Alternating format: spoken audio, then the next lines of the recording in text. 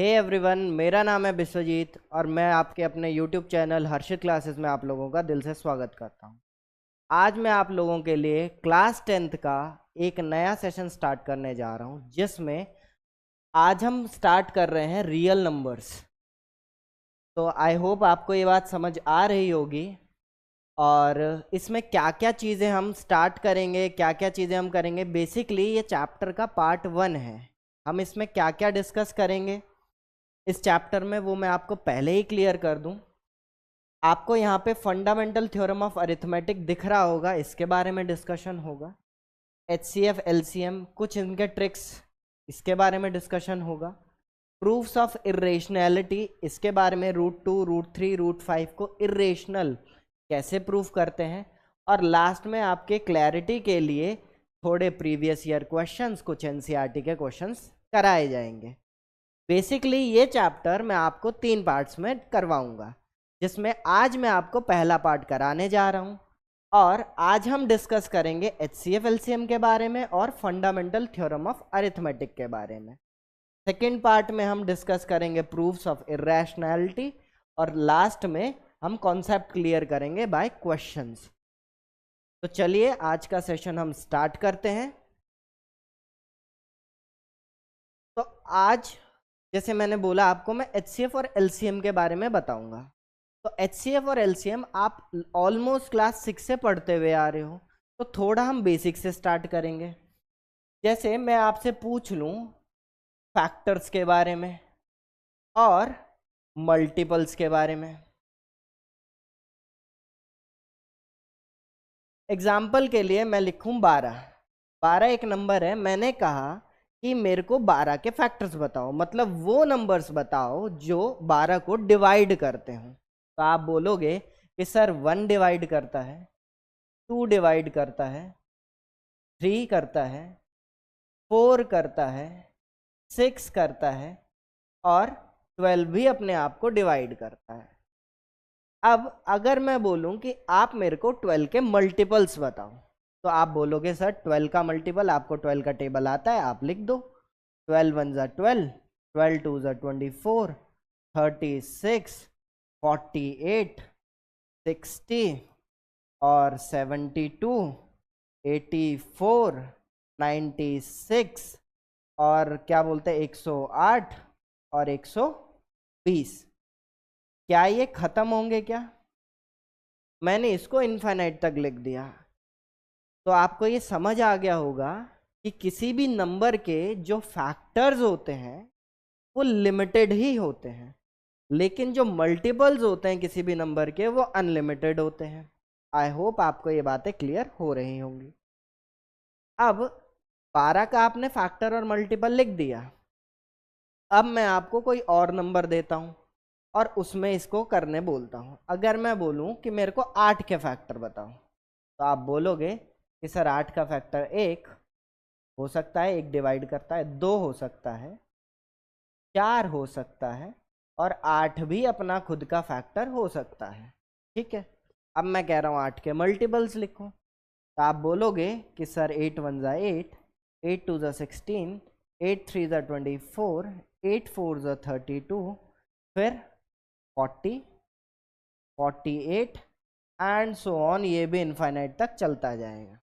ठीक है, अब मैंने आपको 2 नंबरों के फैक्टर और मल्टीपल लिखा दिए हैं। अब मैं आपसे ये कह रहा हूं कि फैक्टर में मुझे कॉमन बताओ। तो आप बोलोगे सर 12 और 8 के फैक्टर में 1 भी कॉमन है, 2 भी कॉमन है और 4 भी कॉमन है। मैं कह रहा हूं आप हाईएस्ट बताओ, क्योंकि 1 तो हर किसी का फैक्टर है। आप 12 और 8 का हाईएस्ट कॉमन फैक्टर बताओ। तो यहां से हमें HCF मिलता है, जिसको तो मैं क्या बोलूंगा कि जो ये हाईएस्ट कॉमन फैक्टर है इसको मैंने लिख दिया कि ये 4 है। समझ में आया? मैं HCF मतलब मैं लोएस्ट कॉमन फैक्टर की बात इसीलिए नहीं करता क्योंकि लोएस्ट कॉमन फैक्टर 1 होता है, वो भी सभी का। ठीक है, अब हम आ जाते हैं LCM पे। LCM का फुल फॉर्म आपको पता ही है। कई लोग गलत कर देते, बोलते हैं लोएस्ट कॉमन फैक्टर। भाई लोएस्ट कॉमन फैक्टर नहीं होता है, वो होता है लोएस्ट कॉमन मल्टीपल। तो आपको दिख रहा होगा कि इसमें काफ़ी सारे नंबर आपको सेम लग रहे होंगे, जैसे कि अभी 24 दिख रहा होगा और 48 दिख रहा होगा। ऐसे ही अगर मैं आगे इसको बढ़ाता, सपोज 48 के बाद आपका क्या आता है 56, 64, 72, ऐसे ही कहाँ तक चलता रहता है इनफाइनाइट तक। अब आप देखो एक नंबर और मिल रहा है आपको, 72 भी मिल रहा है, 48 भी मिल रहा है और आपको 24 भी मिल रहा है। अगर मैं आपसे बोलता कि मेरे को हाईएस्ट कॉमन मल्टीपल बताओ, तो क्या आप बता पाते? तो अगर आप समझ पा रहे हो कि ये नंबर्स अनलिमिटेड होते हैं, यहाँ पे हाईएस्ट नंबर बताना मुश्किल है, ठीक है, पॉसिबल नहीं है, क्योंकि नंबर एंड नहीं हो रहे। तो हम यहाँ पे छोटे नंबर की बात करते हैं, इसीलिए जो कॉमन है वो है 24। तो हमारा जो एलसीएम आ गया वो आ गया 24। तो यहाँ से मतलब ये बेस है कि एचसीएफ और एलसीएम आए कहाँ से। अब आपके दिमाग में आ रहा होगा, सर क्या मैं एचसीएफ और एलसीएम ऐसे ही निकालूंगा क्लास 10th में? मैं कहूँगा नहीं। क्यों? क्योंकि भाई अगर मान लो 3 या 4 नंबर का एचसीएफ और एलसीएम आ गया इस तरीके से, तो मैं फैक्टर्स और टेबल लिखता बैठ जाऊंगा और मेरा एग्जाम में टाइम हो जाएगा खत्म। तो आपको प्राइम फैक्टराइजेशन से शुरू से ही एचसीएफ और एलसीएम निकालना सिखाया है, तो हम उसी की ही बात करेंगे और लिखने का क्या तरीका रहेगा 10th क्लास का वो समझेंगे। देखो 12 और 8 की बात हो रही थी, आपको प्राइम फैक्टराइजेशन आता होगा।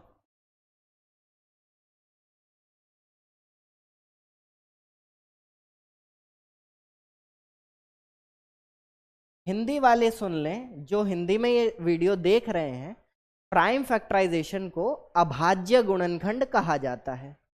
अब जो प्राइम फैक्टराइजेशन है, कई लोग इसको बोलते हैं कि हम एलसीएम निकाल रहे हैं। भाई वो एलसीएम नहीं होता। आपको ये समझना पड़ेगा कि अगर मैं 12 के प्राइम फैक्टर कर रहा हूं तो आप बोलोगे सर इसको 2 से डिवाइड करो, 6 आएगा, फिर 2 से करोगे 3 आएगा, फिर 3 से डिवाइड करोगे 1 आएगा। और 8 के प्राइम फैक्टराइजेशन में सर आप बोलोगे 2 4 जा 8, 2 2 जा 4, 2 1 जा 2। समझ में आ गया? आपको इस तरीके से एचसीएफ निकालना सिखाया था बचपन में। अब आप जब एचसीएफ निकालते थे तो आप बोलोगे सर इसमें भी 2 है, इसमें भी 2 है, तो आपका एचसीएफ हो जा रहा था 2 × 2 4, हाँ या ना?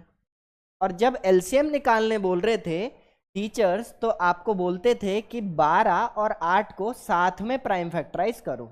जैसे मैं आपको करके दिखाता हूँ, 2 6 जा 12, 2 4 जा 8, फिर 2 3 जा 6, 2 2 जा 4, फिर 2 से डिवाइड करूंगा, 3 नहीं होगा तो 3 को 3 लिख दूंगा और 2 की जगह 1 लिख दूंगा, और फिर आगे दोबारा 3 से डिवाइड करूंगा जब तक लास्ट में 1 और 1 ना आ जाए, 1 और 1। ये आपको तरीका पता है। तो आपका जो एलसीएम हुआ क्या हुआ, 3 मल्टीप्लाई 3 2 मल्टीप्लाई 2 मल्टीप्लाई 2 और मल्टीप्लाई 3। तो आपको ये समझ आ रहा है, 2 2 जा 4, 2 जा 8, 8 3 जा 24। और आपका एचसीएफ और एलसीएम नॉर्मल जो मैंने लिख के कराया था अभी वही आ रहा था। अब बोलोगे सर सेम ही तो करा रहे हो क्लास 10th में, नया क्या है? तो देखो लिखने का तरीका बदल जाएगा। अब आपको एलसीएम के लिए ये करने की ज़रूरत नहीं है, आप इसी से एचसीएफ भी निकालेंगे और एलसीएम भी निकालेंगे। मैं आपको करके दिखाता हूं। अभी आपने 12 के प्राइम फैक्टर लिखे, अगर मैं क्वेश्चन दे देता हूं find the HCF and LCM of 12 and 8, ये तो छोटे नंबर्स हैं, अभी छोटे नंबर से बता रहा हूं, फिर आपको बड़े नंबर से करने में समझ आएगा। देखो 12 के आपने प्राइम फैक्टर करे थे, देख लो क्या था। 12 के प्राइम फैक्टर थे 2 × 2 × 3, हाँ या ना? हाँ जी सर बिल्कुल था। तो क्या मैं 12 को 2 की पावर 2 × 3 लिख सकता हूँ क्या? हाँ सर बिल्कुल लिख सकते हो, क्योंकि 2 × 2 था तो पावर 2 हो गई। अच्छा 8 को 2 × 2 × 2 तो मतलब 2 की पावर 3 हो गई, आया ना? जी सर बिल्कुल हो गया। तो सर अब मेरे को ये बता दो जल्दी से, HCF LCM कैसे निकालूं मैं इससे? देखो, जब मैं बात करूंगा HCF की तो मुझे कॉमन देखना है। कॉमन क्या है? आप बोलोगे सर 2 कॉमन है, इसमें भी है और इसमें भी है। लेकिन सर मेरे को डाउट ये है, यहाँ पे पावर 2 है और यहाँ पे पावर 3 है, तो मैं लूँ किसको? तो मैं कहूँगा नाम है हाईएस्ट कॉमन फैक्टर, लेकिन वैल्यू लोएस्ट पावर वाली लेनी है। मतलब 2 का स्क्वायर इसका आंसर है, जो कि है 4। फिर आप एलसीएम पे आ जाओ, तो शायद तुम्हारे समझ आ रहा होगा कि सर आपने अगर HCF में लोएस्ट पावर वाली वैल्यू ली है तो LCM में हाईएस्ट पावर होना चाहिए। मैं कहूँगा बिल्कुल सही है। देखो 2 का स्क्वायर ऊपर है, 2 का क्यूब नीचे है, तो 2 का क्यूब आएगा। 2 का क्यूब कितना होता है? 8। लेकिन सर LCM तो 8 है ही नहीं, तो फिर क्या करें? तो फिर 3 बच गया, सर 3 लेना पड़ेगा। अब आपके दिमाग में आ रहा होगा सर आपने कहा कॉमन वैल्यू की हाईएस्ट पावर लेनी है एलसीएम में, लेकिन 3 तो कॉमन है ही नहीं, तो फिर क्या करें? तो मैं ये कह रहा हूं, क्या आप ये सोच पा रहे हो, यहाँ पे 3 की पावर 1 है, यहाँ पे 3 की पावर 1 है और यहाँ पे 3 है ही नहीं, मतलब 3 की पावर 0 है। तो भाई बताओ 3 की पावर 0 और 3 की पावर 1 में कौन बड़ा? आप बोलोगे सर 3 की पावर 1 बड़ा, तो मैंने कहा ले लो। तो 2 का क्यूब 8, 8 3 जा 24। लो आपका आंसर आ गया। पीछे आप मैच भी कर सकते हो, ये देखो इसमें भी यही आंसर था और जो सबसे स्टार्टिंग में जिस तरीके से कराया था उसमें भी यही आंसर है। आई होप आपको बातें क्लियर हुई होगी। बाय चांस अगर बात क्लियर ना हुई हो तो आप दोबारा से रिवाइंड करके वीडियो को चेक कर लेना। हम आगे बढ़ते हैं और मैं आपको एक चीज़ बता देना चाहता हूँ कि HCF के लिए भी ये आप अप्लाई कर सकते हो। जैसे 3 नहीं था तो हमने नहीं लिया, अगर आप इसी लॉजिक से जाते तो यहाँ पे 3 की पावर 0, यहाँ पे 3 की पावर 1 था, तो हमने यहाँ 3 की पावर 0 लेना है और 3 की पावर 0 1 ही होता है, तो आंसर पे कोई फर्क नहीं पड़ेगा, 4 ही आएगा। तो आप याद कर लो कि जब भी हमें HCF निकालना होता है तो हम लोएस्ट पावर वाली वैल्यूज को ले लेते हैं, ठीक है? और जब हमें LCM निकालना होता है तो हम हाईएस्ट पावर वाली वैल्यूज को लेते हैं।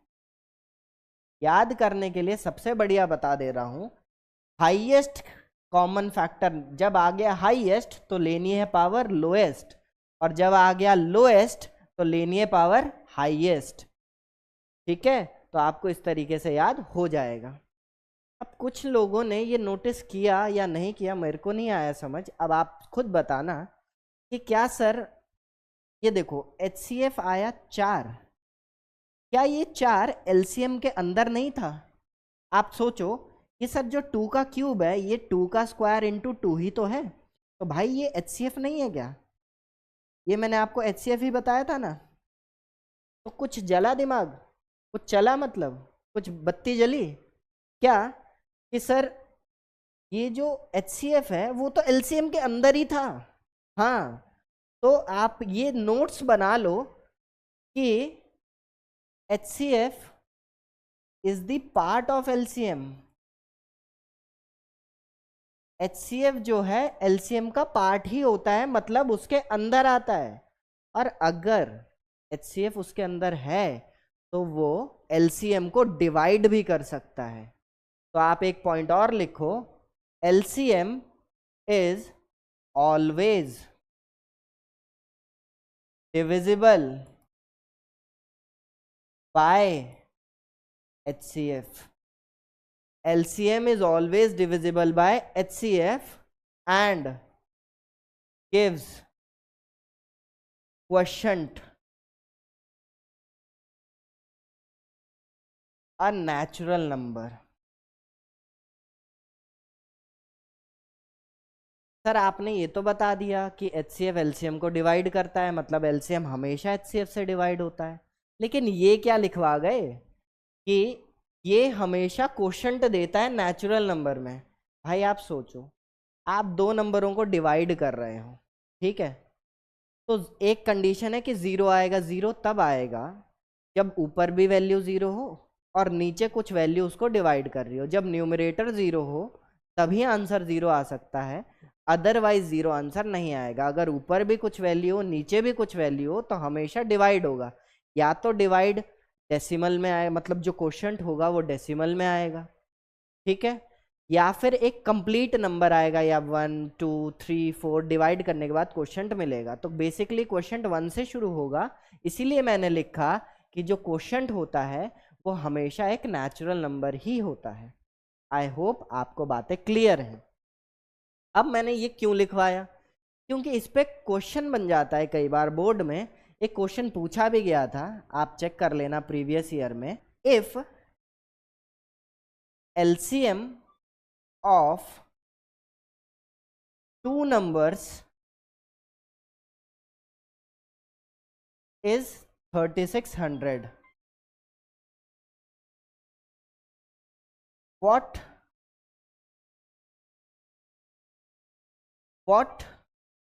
could be the HCF? HCF क्या हो सकता है? अब आप देखो क्वेश्चन में मैंने दोनों नंबर्स नहीं दिए हैं, मैंने सिर्फ बोल दिया कि दो नंबर हैं जिनका LCM 3600 आया है, और बताओ कि HCF क्या हो सकता है। मैं आपको चार ऑप्शन देता हूं। पहला ऑप्शन 400, दूसरा ऑप्शन 1000, बी 350, सॉरी ये बी है, सी है, और ये डी है, ठीक है। और डी में ऑप्शन मैं आपको दे देता हूं सपोज 650। तो आप समझ पा रहे होगे, देखो 3600 को 1000 से डिवाइड करूंगा तो आंसर डेसिमल में आएगा, मतलब ये आंसर नहीं हो सकता। 3600 को 350 से डिवाइड करूंगा तब भी आंसर डेसिमल में ही मिलेगा, ये नहीं हो सकता आंसर। और 3600 को 650 से डिवाइड करूंगा तब भी आंसर डेसिमल में आएगा, नहीं हो सकता। तो पहला ही आंसर सही है जो कि है 400। 400 से आप डिवाइड करोगे 3600 को तो 9 आंसर आएगा, ठीक है, कोई दिक्कत? आई होप आपको बातें क्लियर हुई होंगी। अब एक्चुअली में जो बोर्ड में क्वेश्चन आया था which can not be there HCF, HCF क्या नहीं हो सकता, तो तीन ऑप्शन ऐसे थे जो डिवाइड कर रहे थे, एक ऑप्शन ऐसा था जो डिवाइड नहीं कर रहा था, तो वही आंसर था। तो ये कॉन्सेप्ट आपको क्लियर हो गया होगा। वीडियो को पॉज करके ये जितनी भी चीजें, ये नोट्स, ये क्वेश्चंस मैं लिखा रहा हूं, ये लिख लेना। आगे आपने एक चीज और नोटिस करी क्या? देखो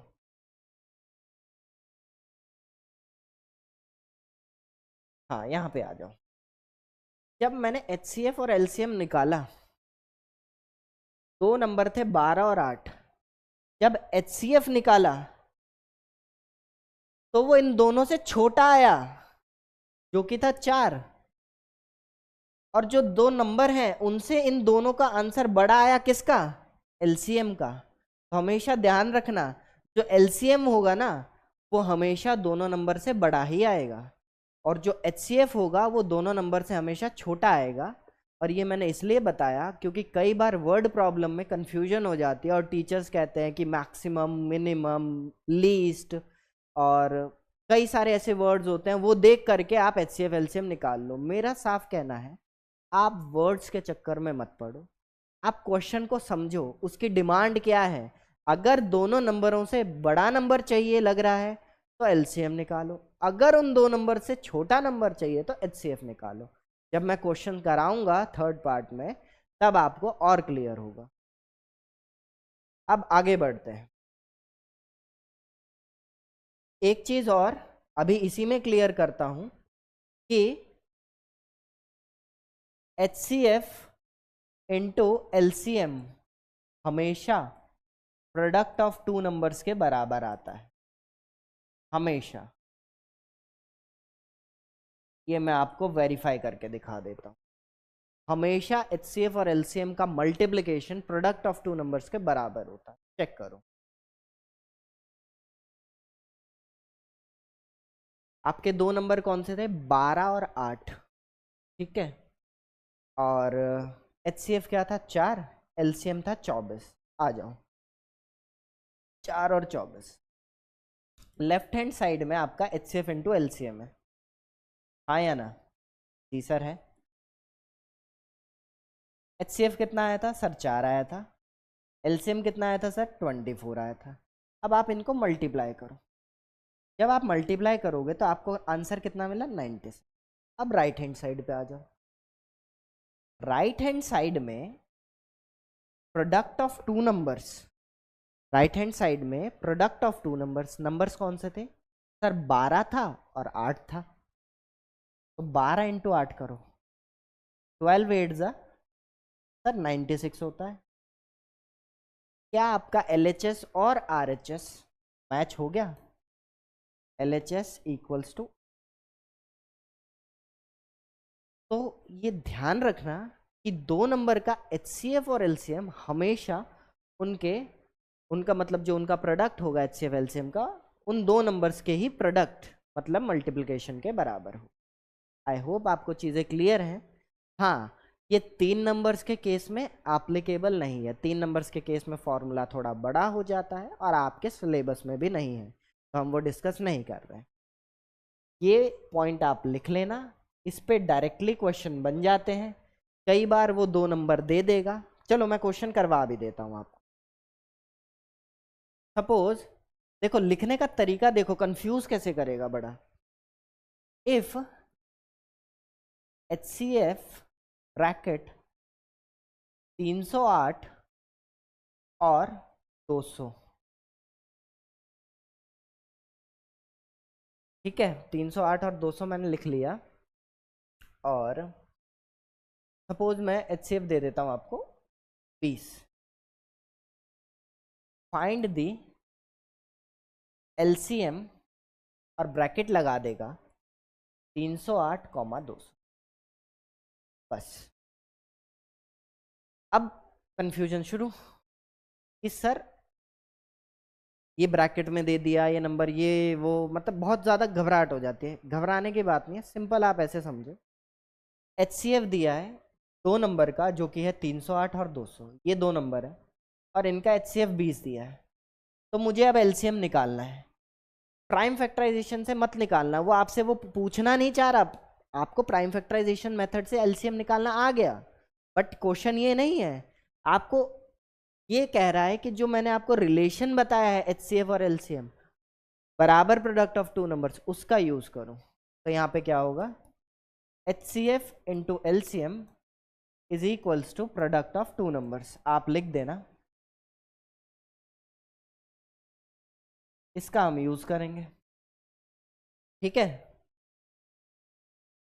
लिख करके आपको LCM को सपोज आप x मान लो या कुछ मत मानो, सपोज कुछ मत मानो, x मानना है तो मानो, नहीं मानना तो मत मानो। HCF कितना है सर, 20 है, 20 लिख दो। मैं LCM को LCM ही रहने दे रहा हूँ। x मानना हो x मानना, y मानना हो y मानना, वेरिएबल लेकर के करना हो कर लेना। प्रोडक्ट ऑफ टू नंबर, दो नंबर कौन से हैं सर, 308 है और 200, ठीक है। अब कई लोग इसे मल्टीप्लाई करने बैठ जाते हैं, भाई क्यों कर रहे हो, यहाँ 20 है ना, पहले उसे डिवाइड में भेज दो ना, पहले वैल्यू छोटी कर लो डिवाइड करके, फिर मल्टीप्लाई करते रहना। तो LCM क्या आएगा, 308 मल्टीप्लाई बाय 200 और डिवाइडेड बाय 20। सर ये तो कैंसिल हो गए, 10 हो गया, हाँ जी हो गया। तो LCM क्या हो गया, 3080। इस टाइप के क्वेश्चन आपके NCERT में दिए हुए हैं। आप नई वाली जो NCERT है, ठीक है, जो 2020 या 21 के बाद जो चेंज हुई है, नई वाली बुक में 1.1 में आपका शायद 4th क्वेश्चन होगा, आप चेक कर लेना, मैं आपको इस टाइप का एक क्वेश्चन मिल जाएगा। हाँ, स्टार्टिंग का क्वेश्चन जो उसमें होगा, बोलेगा नंबर दिया होगा और बोलेगा प्राइम फैक्टराइजेशन करो, बस। और आपको प्राइम फैक्टराइजेशन आता है, आपने सीखा है, आप कर देना। सेकेंड भाई बोलेगा कि प्राइम फैक्टराइजेशन की मदद से HCF और LCM निकालो और रिलेशन वेरीफाई करो, इस ये वाला। ये वाला रिलेशन वेरीफाई करो। तो आप HCF और LCM निकालना और मेरे तरीके से LHS और RHS लेके रिलेशन वेरीफाई करके दिखा देना। ठीक है, चलो अब आगे बढ़ते हैं।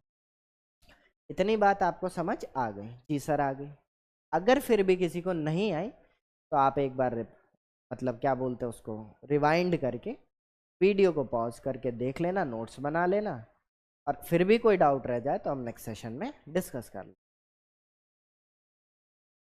अच्छा, अब मैं बता रहा हूँ आपको नंबर्स के बारे में। जैसे प्राइम नंबर क्या होते हैं sir? Prime numbers, prime numbers आप लोगों ने पढ़ा है? हाँ सर पढ़ा है। ऐसे नंबर जो वन वन से डिवाइड हो सकते हैं और खुद से डिवाइड हो सकते हैं, वो प्राइम नंबर होते हैं। जी सर। तो मैं लिखूंगा प्राइम नंबर का डेफिनेशन अगर लिखना हो, a number having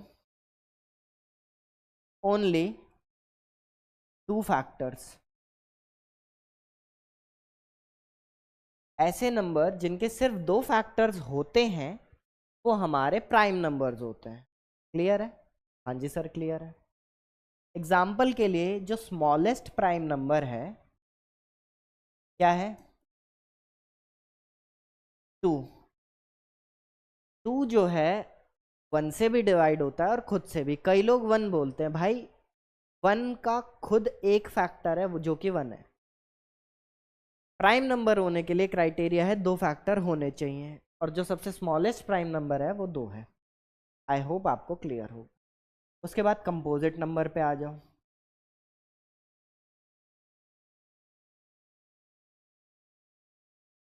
composite numbers क्या होते हैं सर? कंपोजिट नंबर्स इसी के हिसाब से डेफिनेशन देखो, a number having more than 2 factors. ऐसे नंबर जिनके 2 से ज़्यादा फैक्टर्स होते हैं वो हमारे कैसे नंबर होते हैं भाई? वो होते हैं हमारे कंपोजिट नंबर। ठीक है सर, एक एग्जांपल दे दो। देखो भाई, सबसे स्मॉलेस्ट कंपोजिट नंबर,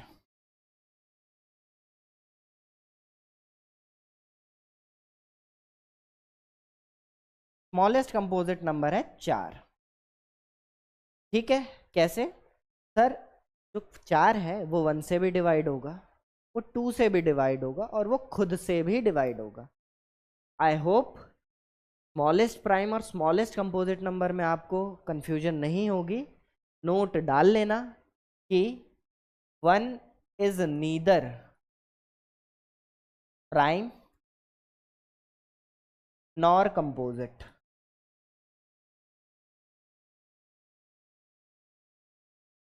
ठीक है भाई, 1 ना तो प्राइम नंबर है ना कंपोजिट नंबर है, ये ध्यान रखेंगे। बहुतों को कंफ्यूजन होती है तो लिख लेना भाई ये चीज। अच्छा, कंपोजिट नंबर की एक और डेफिनेशन है जो हमें हमें बुक में ही मिलती है। आपको ध्यान होगा, मैंने स्टार्टिंग में, मैं आपको दिखाता हूँ। स्टार्टिंग में मैंने यहाँ पे लिखा हुआ है फंडामेंटल थ्योरम ऑफ अरिथमेटिक। दिख गया क्या? हाँ, ये आपके बुक में ही है। क्या थ्योरम है वो समझेंगे अब।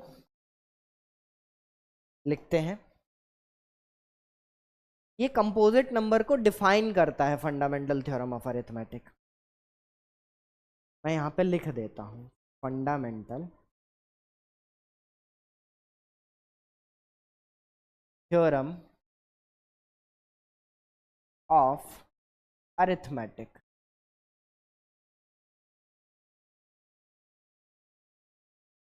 अब सुनना ध्यान से, ये आपके बुक में आपको मिल जाएगा, आप देख लेना। फंडामेंटल थ्योरम ऑफ अरिथमेटिक क्या कहता है?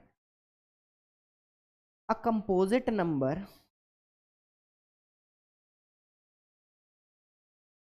Can be expressed as the product of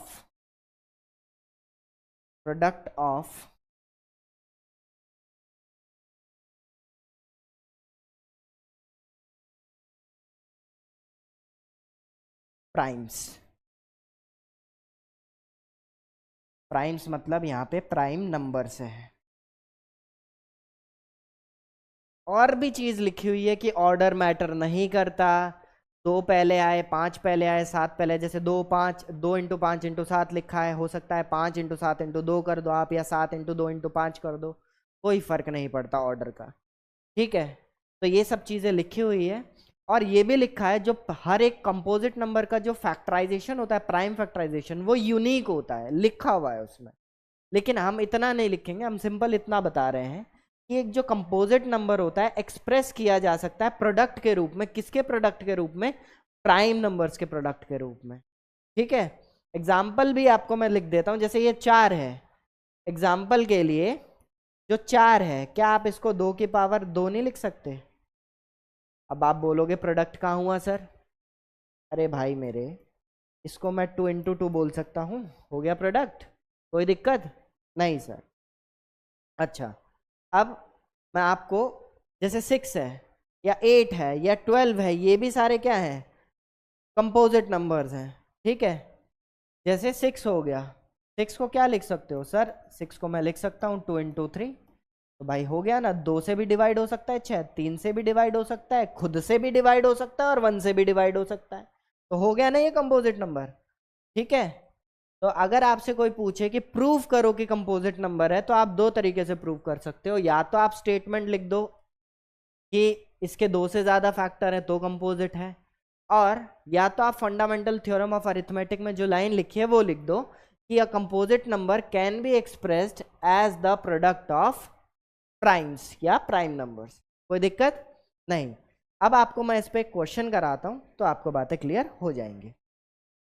ठीक है, चलो मैं क्वेश्चन कराता हूं इस पे। मैं अगर आपको क्वेश्चन दे दूं, prove that 8 7 6 5 4 3 2 1 plus 21 is a composite number।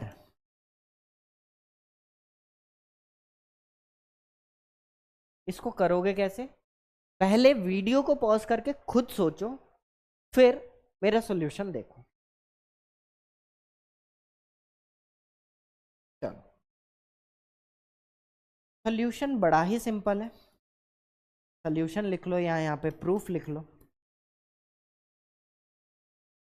क्या कि सर नंबर था 8 multiply 7 multiply 6 multiply 5 multiply 4 multiply 3 multiply 2 multiply 1 plus 21।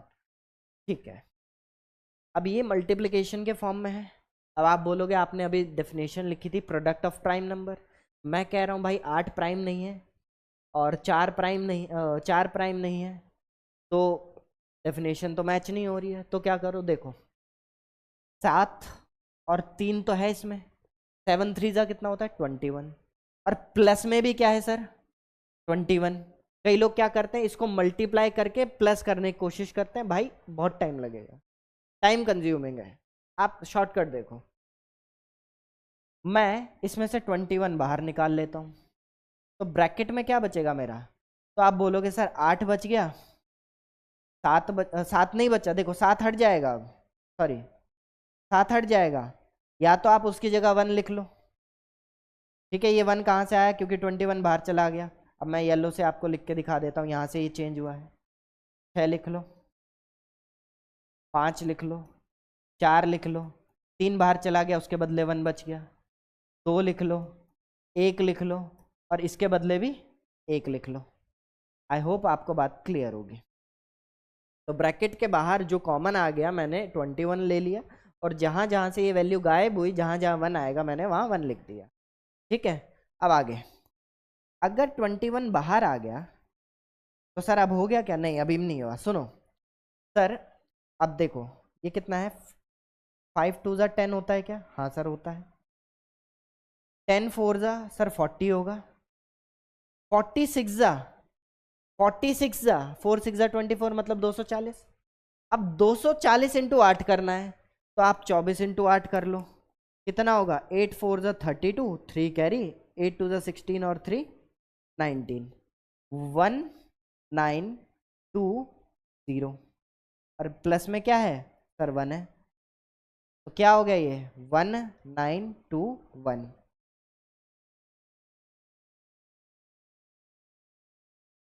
Sir अब हो गया क्या, अब हो गया, ऑलमोस्ट हो गया है। अब इसको मैं प्राइम फैक्टराइज कर दूंगा, ठीक है। चलो इसको मैं प्राइम फैक्टराइज करूंगा। 1921 भाई किससे डिवाइड होगा, सोचो थोड़ा। 9 10 11 12 13, नहीं 3 से तो डिवाइड नहीं हो रहा, 9 से डिवाइड नहीं हो रहा, ये 7 से होगा क्या, एक बार चेक करें क्या। तो रफ बना ले रहा हूँ मैं यहाँ पे, ठीक है भाई।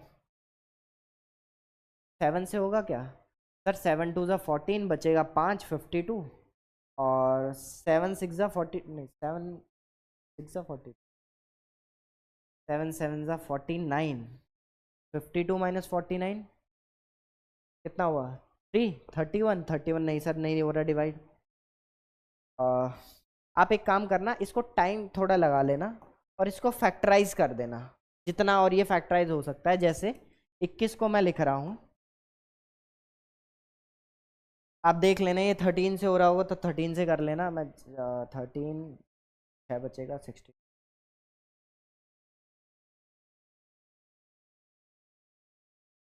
नहीं एक बार देख लेना यार करके, है ना, अभी दिमाग नहीं चल रहा है मेरा।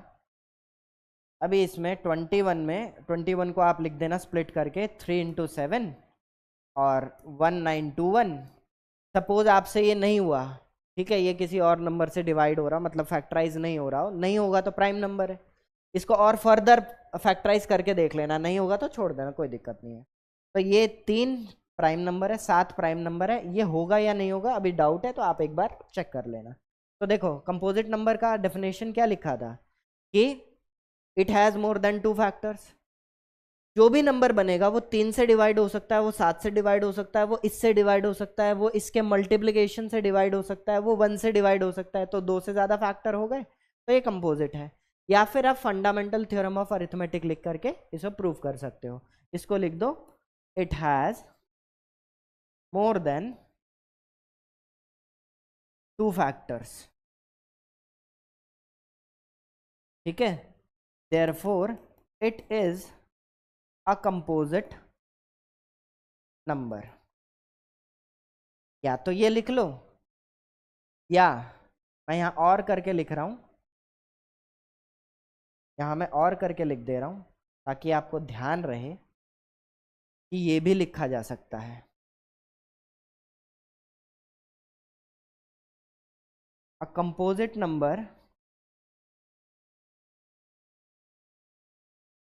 Can be expressed,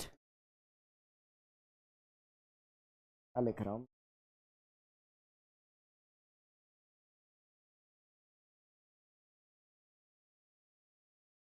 as the product of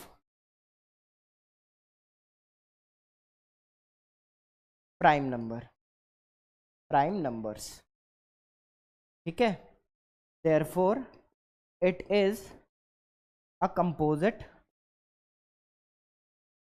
number, ठीक। तो ये सारी चीजें हैं, इस तरीके से क्वेश्चन किया जाएगा। और आपने सारी चीजें देख ली हैं, आपको नंबर्स के बारे में बता दिया, कंपोजिट नंबर प्रूफ करना बता दिया, एचसीएफ एलसीएम बता दिया। आई होप आपको बातें क्लियर होंगी। और आज इसका ये था पार्ट 1। मुझे और भी एक दो चीज़ करवानी थी इसमें, बट अब वीडियो बहुत लेंदी हो रहा है और समय का भी अभाव है हमारे पास, तो हम क्या करेंगे, यहीं पे सेशन को ख़त्म करते हैं। कोई चीज़ अगर नहीं समझ आई हो तो भाई प्लीज़ दोबारा से रिवाइंड करके देख लेना, पॉज करके क्वेश्चंस जो भी कराए हैं थोड़े बहुत वो अटेम्प्ट करना, और अपनी तरफ से थोड़ा एफर्ट लगाना, तो बात आपको समझ आ जाएगी, ठीक है। तो आज हमने क्या क्या क्लियर कर लिया, हमने एचसीएफ एलसीएम क्लियर कर लिया, हमने fundamental theorem of arithmetic clear कर लिया। प्रूफ्स ऑफ इरेशनैलिटी अगली क्लास में करेंगे। एक क्वेश्चन और है जो मुझे कराना था कि एंड में 0 आएगा नहीं आएगा, एक क्वेश्चन है वो करेंगे। आई होप आपको वीडियो अच्छी लगी होगी। अच्छी लगी हो तो लाइक शेयर सब्सक्राइब करो और फ्रेंड्स फैमिली तक पहुंचाओ। Thank you so much. Bye bye.